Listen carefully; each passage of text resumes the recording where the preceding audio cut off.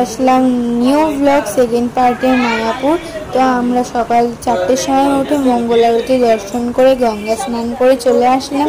এসে গুছিয়ে নিলাম, কারণ 9টার সময় আমাদের ঘর ছাড়তে হতো, তাই গোছগাছ করে চলে গেলাম সেই চাতালে গিয়ে দেখি সেখানে ভগবত গীতা পাঠ করছেন এক প্রভুজি। সেই প্রভুজির ভগবত গীতা আমরা পাঠ শুনলাম, ভালো লাগলো। তারপরে কিছুক্ষণ আমরা কেনাকাটা করার জন্য চলে গেলাম বাজারে।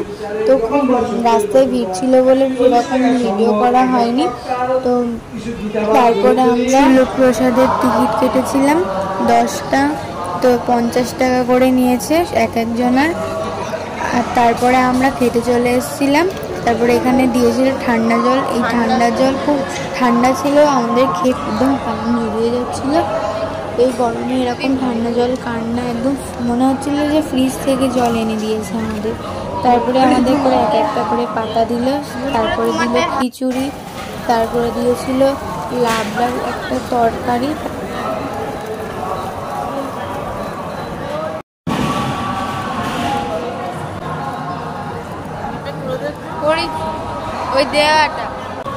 তারপরে একটু দিয়েছিল ভাত, সাদা ভাত, তারপরে দিয়েছিল ডাল, তারপরে আর একটা লাবড়ার তরকারি, তারপরে শেষ পাতে দিয়েছিল আমড়ার চাটনি।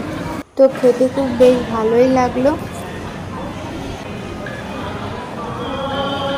আমরা খাওয়া দাওয়ার শেষে একটু রেস্ট নিয়ে আমরা বেরিয়ে পড়লাম মায়াপুর ঘাটের দিকে।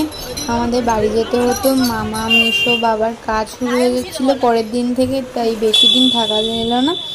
তো আমরা মায়াপুর ঘাটে পৌঁছে গেলাম।